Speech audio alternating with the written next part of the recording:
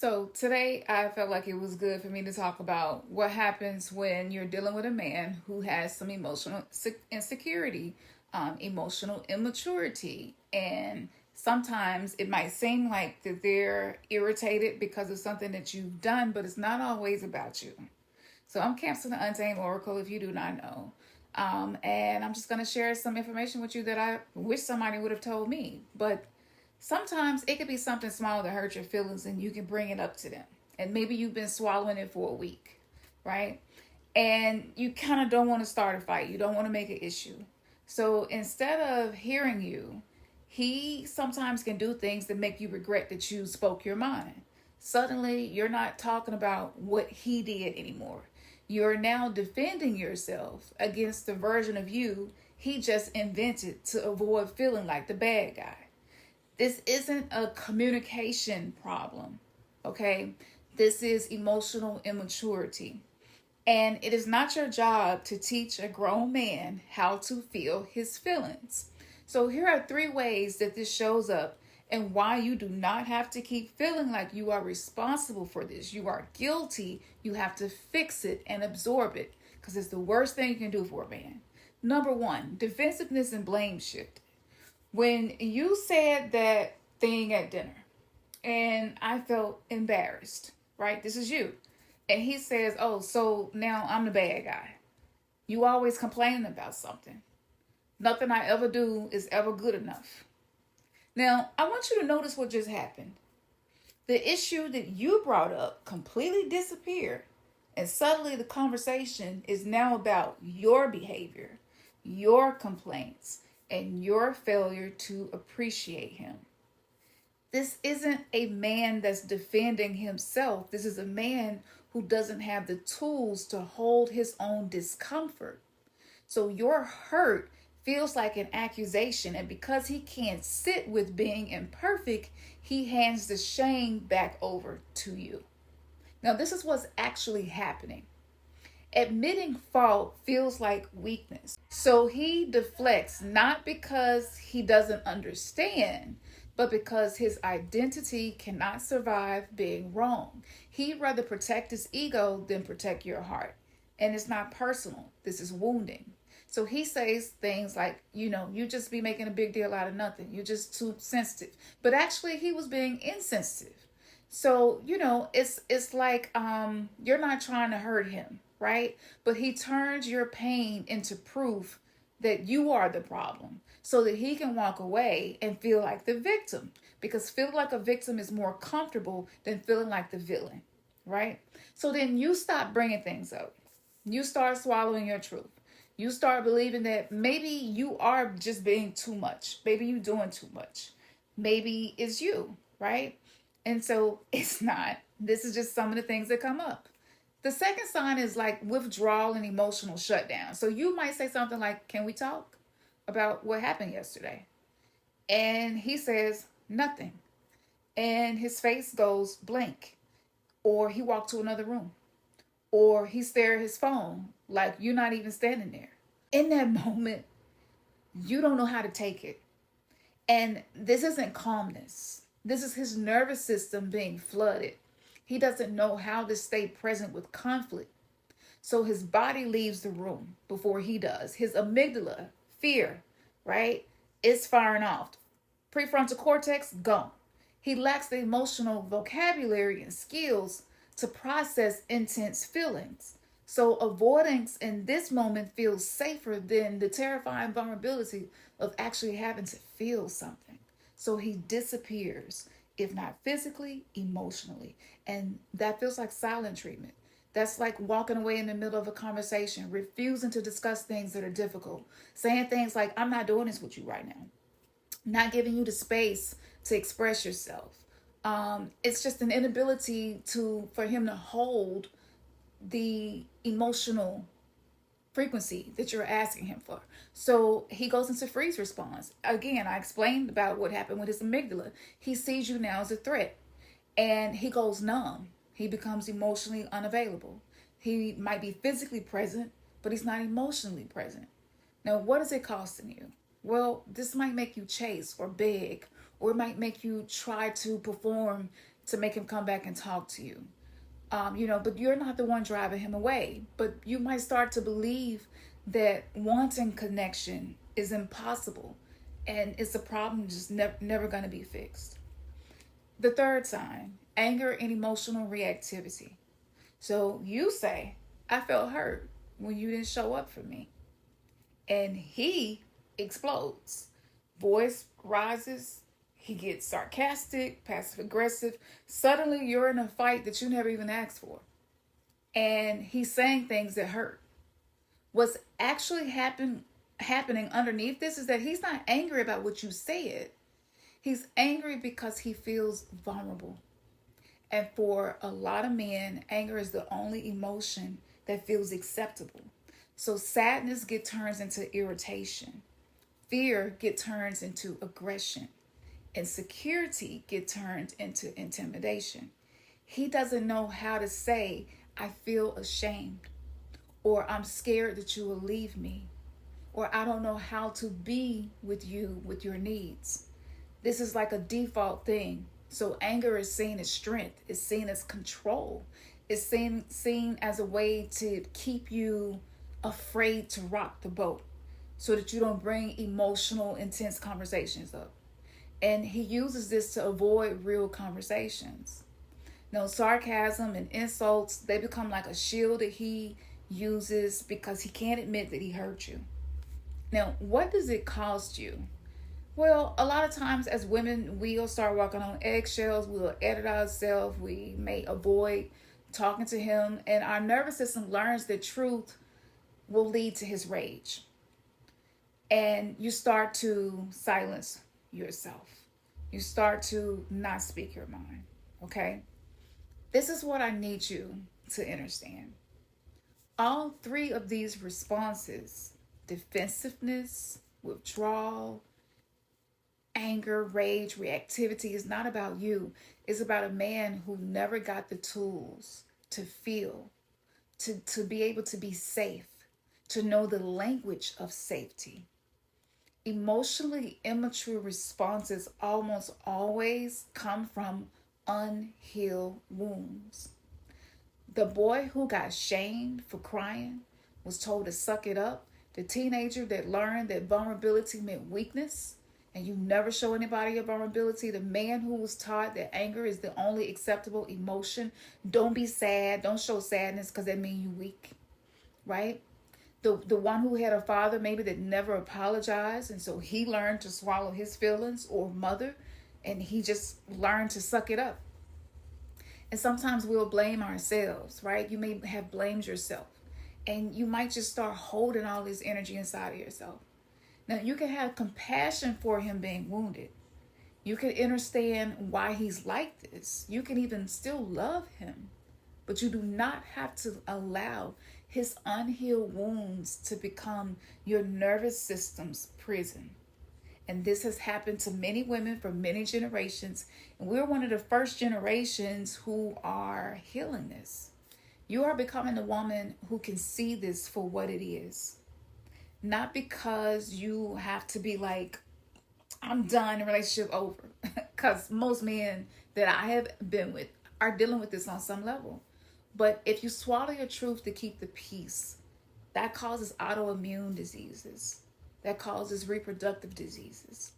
And so you need to remember that you have to validate your own emotions and pick and choose your battles, you know? And when a woman can see a man's emotional immaturity, sometimes it's triggering for him. Because if you can see it, he can feel it. And it's intimidating, right? And it's not abandonment when you start to pull back and focus on yourself, self-healing, regulating your nervous system, getting grounded. So this is the reason that I created the ebooks that I've been talking about. Okay, sis, unfuck your savior complex, all right? For men, unfuck your relationship, how to become a safe man, and the 8-point soul contract natal chart. And this explains to you why these things happen. So it's one thing to know your love attachment, but to know the astrology that imprinted onto you to have something to walk you through the neurobiology of these wounds that are bleeding all over you, and he don't even know how much damage is being done. Most men do not know, okay? So for you to heal yourself, it allows the space for him to work on himself if he so chooses to, right? Because again, you can't control another adult. He's a grown man, but you do have control over you. Pretending like you're not exhausted, pretending like it don't bother you, holding the emotional labor to manage a man who is just refusing to heal.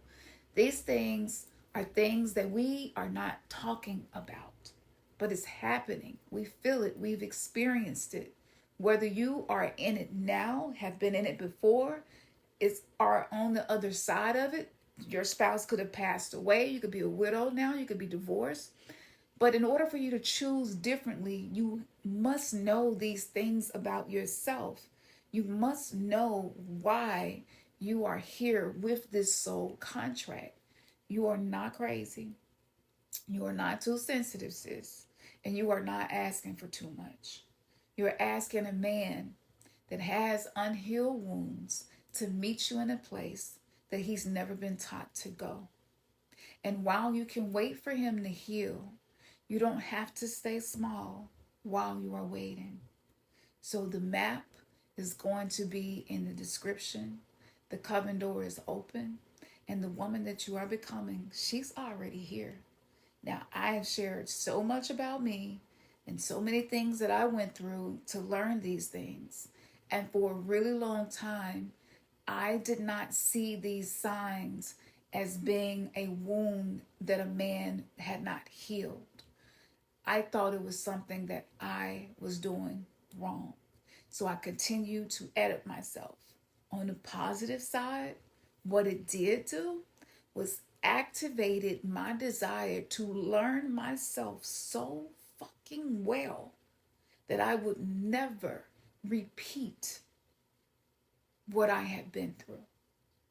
Their reactivity taught me how to regulate my own nervous system. It exposed the codependency that I had been operating within. And when I learned my love attachment, I read the book about the 5 love languages. I read Why Men Marry Bitches. And I couldn't put 2 and 2 together. And I was like, this telling me a lot, but it's something else happening in the subconscious mind. And your natal chart has a story written that you wrote, but don't remember, okay? So this journey is about you learning you. It's not about him. And you can save yourself years and a lot of suffering by shifting the focus to you. So let me be clear about this. You cannot think your way out of these patterns if this resonates with you. Even if you are single now, if you do not do the work, learn these things, use the prompts that are in there. I give you conversation prompts. It's so much in this book. Matter of fact, I'm going to upload a picture on the community tab of all of the chapters within this book because I haven't told y'all all the chapters. I want you all to be able to see why I feel like this is so important right now. That this is what I have invested the last 2 years of my life into mastering. And I have to say this. A lot of men, it's not that they're not good men, quote unquote. A lot of them have good hearts. And I'm pretty sure that you probably see sometimes him show up in that way. But if he does not heal these wounds, and if you do not learn the codes of a sovereign woman, it's going to be more difficult for you to protect yourself from his wounds. So most people would say, just break up, forget about it, move on.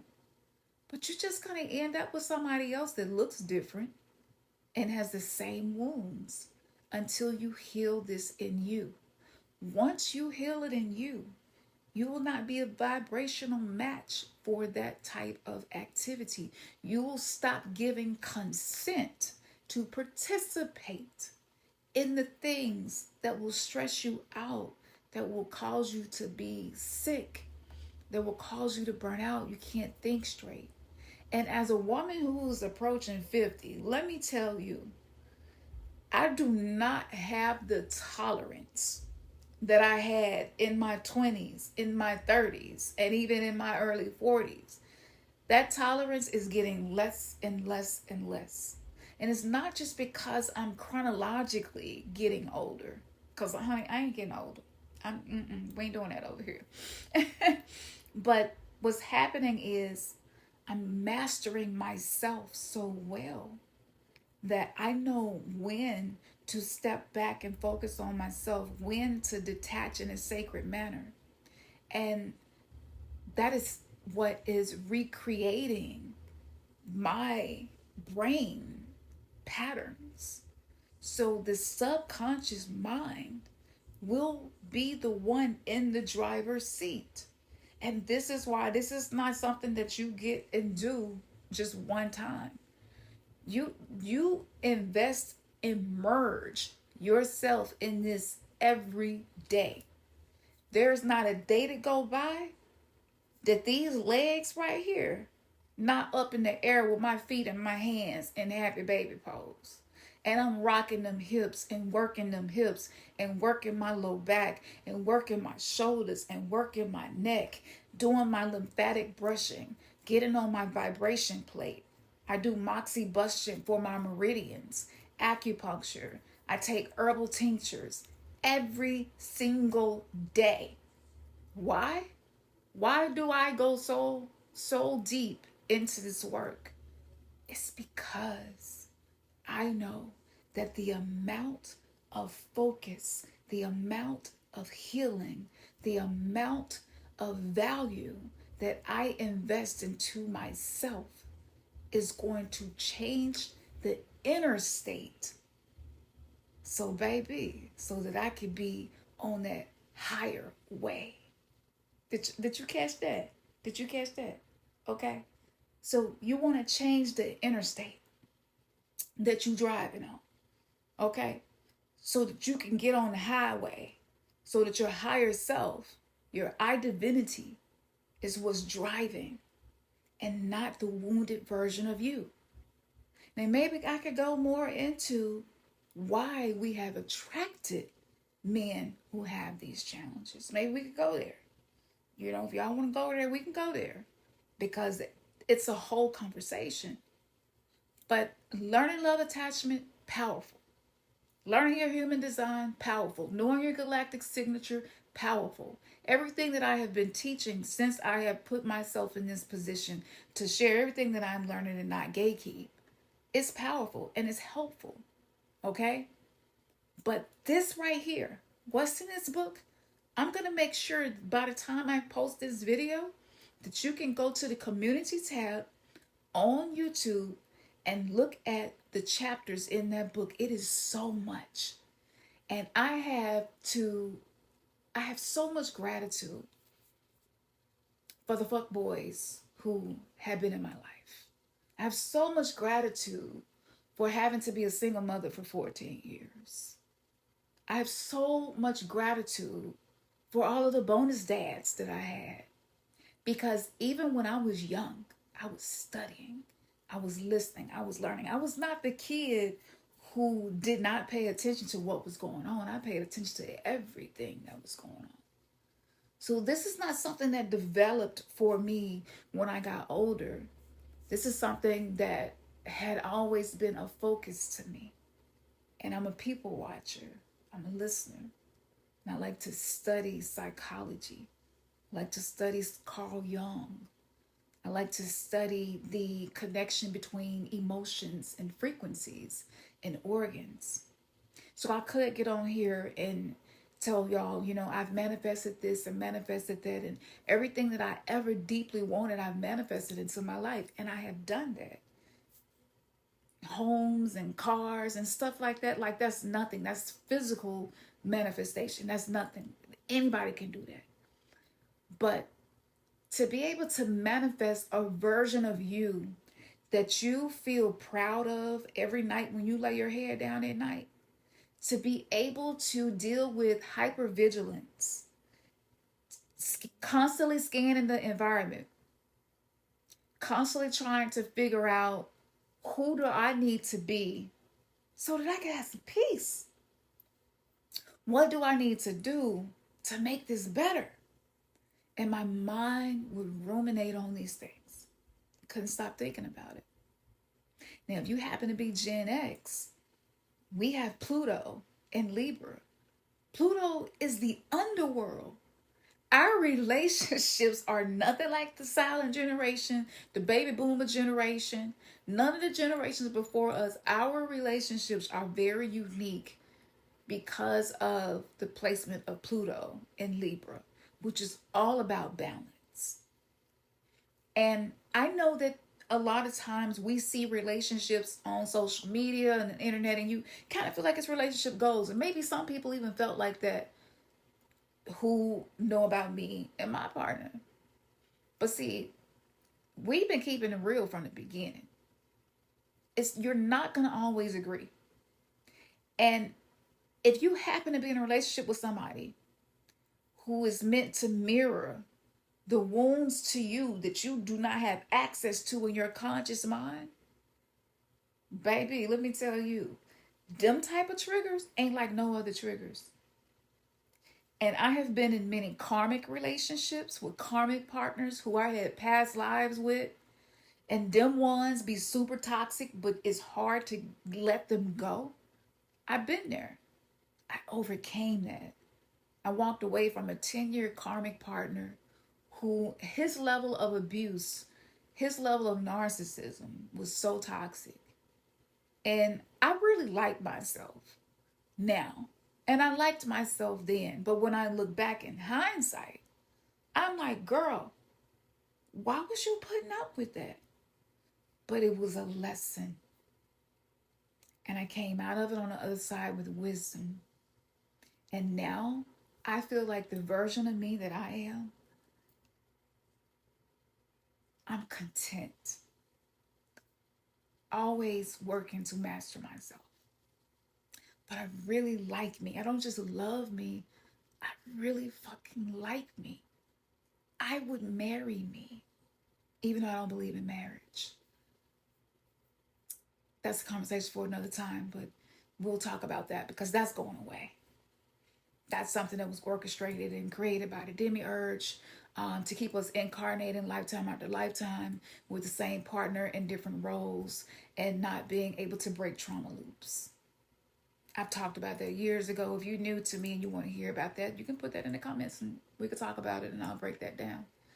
But if you are in love with yourself, if you really like you, the good, the bad, and the ugly, even though there's no such thing as good and bad, but you know, the things that you don't like, the flaws, when you really love you and you like you, your standards change and they change quickly. And when your standards change, people either have to be on your level to connect with you because the frequency around you reorganizes the events in your life. And this is why sometimes people kind of disappear from my life and it was nothing like specific that happened. But this is why this happens. And so when you elevate your frequency and when you learn how to modulate yourself from day to day, when you become a thermostat and you are no longer a thermometer, people who fed off of your reactivity to their reactivity when they would trigger you are not going to want to be around you anymore because you're no longer a supply for them. So you basically make yourself unattractive to the people who will not be able to value you. So if you happen to be watching me, sis, and like maybe you're younger or maybe you in a different phase in your life and you want to work on yourself and focus on you before you meet somebody like this, look, when I tell you, if I would have had this, it wouldn't have took me 10 years to leave a karmic relationship because I would have had the tools that I needed to decode what was happening to me. And I'm grateful to be able to deliver this for you. So let me know in the comments. Like, I'm putting it all out there. I'm laying it all out there. I'm being transparent with y'all. This work is not for the faint of heart. You got to be somebody who's really really invested and devoted to being the best version of yourself. And that's my obsession. My obsession is so important to me, for me to feel good about me. That way I don't need validation. I don't need reassurance. If somebody give it to me, it's beautiful. I appreciate it. But it's not something that I need, because I feel good about me. All right, y'all. See you in the next video. I got that sacred fire. We break the matrix. We burn it.